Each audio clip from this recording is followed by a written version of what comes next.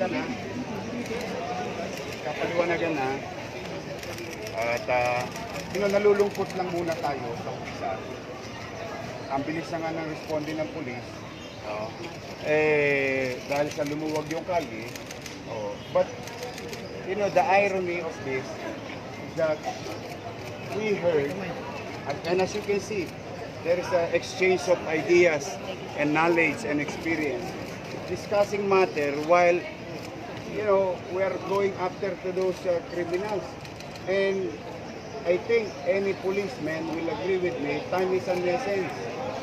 But the irony of the situation, hindi nagko-cooperate yung private sector na supposed to be inapi, supposed to be ginambala, supposed to be pinerwisyo. It took us about what? Another 10 minutes? Every minute in a dragnet operation is very important.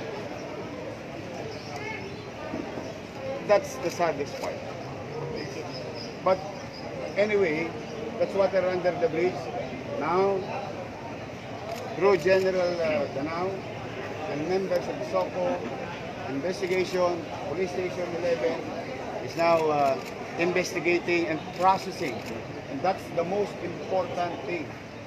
You don't mess up with possible available evidence in a crime scene. No amount of rule, even BSP, cannot interfere into a police operation or investigation. I, for one, I cannot even do that.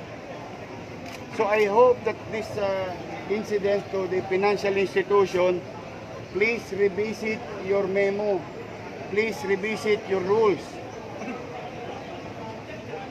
Check, align it with the procedure of the National Police.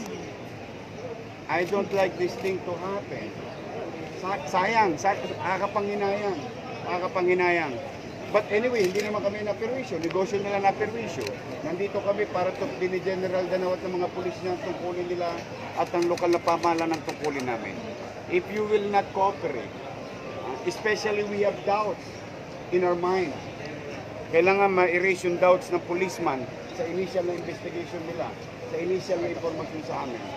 So, but anyway, let them do their job. Don't cross the police line. You will get updates from the Manila Police District later on. Sir, can we ask what was the initial information, sir, initial investigation? 7 suspect pumasok before banking hour. Now you tell me, before banking hour, kumakatok, 8:43, bubuksan mo pintuan. Hold upper, alam po saan nakalagay yung CCTV. Now you tell me, ano ba tayo, malisyoso? Hindi naman. Kailangan lang natin pagdudahan. That's why they have to cooperate.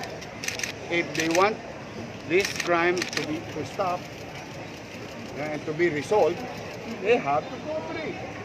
They are the victim. We are the authority who's going to help the victims of these criminalities. So are you saying inside job? No. We don't want to assume or presume. But these are doubts and thoughts or situation, factual situation na kailangan ayan natin ng kapulisyahan. Paano tayo makapagbibigay ng katarungan? Totoo pa yung initial information, pinali raw po yung mga... That I don't know. I don't want to go further on something that is not a fact or hindi pa siya factual. But these are the basics of scenes or events in a matter of 8:43 up to 9:20. Yes, may series of incident na nangyari. And let them do their job. Yun lang yung atin. Ayun na nga yung sinasabi natin, hindi sila pinapasok. Hindi ako. Police. The police. Police. Because police should investigate. Police should gather evidence. And evidence, fresh evidence, is the most important evidence to be presented for later on, for purposes of prosecuting these people. Now, if you keep on holding, wag na tayo, magliteral na tayo. Humahawak yung suspect eh. E di may fingerprint. Hinawakan din nila yung fingerprint. Now you tell me, let's do the basic of investigation. So, doesn't add up. The reason is there is a BSP rule. Now I'm calling the attention of BSP. Please, if they're wrong in giving that information, please do so and inform General Danao. And if there is abuse on the part of the chief security of the bank, if there is an abuse on the part of the branch head, whoever calls the situation, in interfering police operation, we will make them liable and we will think that they are part of the criminal elements. Sir, bakit daw hindi pinapasok yung mga pulis, BSP sir? raw, may BSP rule. Well, ako lang ha. Ayoko magkatulonggisan tayo. Ha? May nangyaring krimen? Bawal ang pulis mag-imbestiga? Is it logical? Yun lang akin. Let's cut the chase. May krimen. Krimen. Niresponde yan ng pulis. Yung pulis gusto magbigay ng hustisya at katarungan para malaman ng katotohanan base sa kanilang karapatan ng pulis at obligasyon. Tapos hindi pwede kasi may rule. Anong rule? BSP rule? This is not under BSP anymore, this situation. This situation is under the police. Sir, pati kayo hindi pinapasok? Hindi Pati ako ikaw? kailangan pumasok. Pumunta lang ako dito para lumiwanag ang mga hangin sa dibdib ng bawat isa. Sir, ano naging resolution? Ayan na, nandun na, ongoing na. Oh, pinayagan na. Pinayagan na. Pinayagan na. Sir, magkano raw yung nakuha? Wala pa Would you know? tayong information. That's why you will ask details. No answers will be given to you. Why? Tumenga tayo ng ilang minuto. So walang makuwang valid or factual information as of now. Now, siguro, an hour or two, may makukuha na tayo. And I think MPD through General Danao will inform the general public about the situation. Sir, ilang But for minutes? now, for whatever it is, again and again, I am offering 1 million pesos to those suspect for the mahuli. Ito mga suspect na to. Nakikiusap po kami sa inyo, mga nasa underworld o criminal elements. Tumigil na po kayo. Hindi man namin kayo mapatigil, nakikiusap kami. Huwag niyong gawin sa Maynila. Bumabangon pa lang ho kami. Inaayos pa lang namin yung mga basic. Kaya nakikiusap kami. Nagsasaayos pa lang kami ng kalsada, basura, dugyot, kaguluhan sa Maynila. We don't need this. Bigyan nyo naman ng kapanatagan ang aming komunidad. O ngayon, dahil sa ginawa nyo sa amin yan, hahanapin po namin kayo. Hindi namin kayo patutulugin ng mahimbing sa gabi. Hindi namin kayo bibigyan ng kapanatagan. We'll go after you at nakikisuyo ko, nananawagan ako sa lahat ng ahensya ng national government with regard to the enforcement unit, NBI, police, and so on and so forth. Go after these 7 suspects. Iharap natin sila sa mata ng batas. Papanagutin natin sila. Yung sakit na dinudulot nila sa ating kababayan, hindi natin dapat pabayang mapariwara ng ganun-ganun lang. Kaya po, ulitin ko, ako po ay nagbibigay ng 1 milyong piso sa sino man makapagbibigay ng impormasyon para mahuli ito. 7 kayo, di ba? O, chuchu nyo na yung 6, may 1 milyon ka pa. Report to General Danao. Mayor, report to General Danao. Okay, si General Danao naman.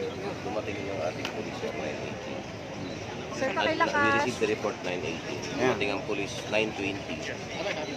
Nung dumating kayo sir, saka na tayo 9:30. So, Sir, anong oras po kayo pinapasok from 9:20? Ngayon lang, ngayon 1 lang. hour? 2 hours, ngayon. after 2 hours. 2 hours? Pagdating lang ni Mayor, tsaka nakapasok nung kinausap na ni Mayor, yung branch manager at tsaka yung chief security ng Metro Bank, 2 hours. Sir, pwede humingi kami ng Yeah. what exactly na pala Sa ngayon kasi we will be backtracking yung case. Ano? So, wala pa tayong may bibigay specific details. Kasi Okay, nandiyan na si natin Maris. nakausap yung mga tao sa loob. After almost 2 hours. Pero sir, circumstances of the incident, what time? Yeah, kung makikita kasi natin yung mga CCTV footages, the suspects entered the bank which is before 9 a.m. The rule is it should be exactly 9 or immediately after 9. But unfortunately, according sa CCTV natin, the suspects entered the bank 8:43. And that is very unusual para sa isang bangko na magbubukas before the actual banking hours. Are you seeing inside the bank? Hindi pa po natin masabi. Kasi kung titignan natin yung CCTV rin, the suspects acted like a security agency or like a member of an agency na nag-inspect ng mga security guards. So, ibig So sabihin, titignan pa natin kung ano talaga yung nangyari. yun yung dalawang naka-uniform ng pangwardya.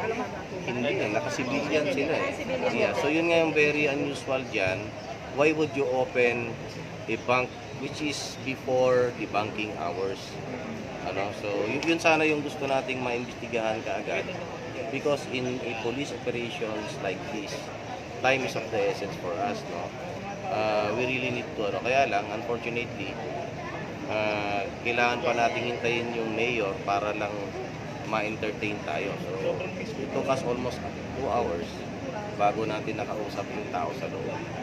Yeah, so, at any rate, we're doing everything naman to really backtrack the case. Sir, di ba meron naman talaga mga ibang mga banks na maaga dumadating? Yeah. Pero May- hindi pa nagbubukas. Yes, may tao naman sa loob eh. Oo. Kasi ang ibig niya sabihin, inopen na nila sa public even before the banking, the bank opening. Yun nga ang nakakapagtaka ron.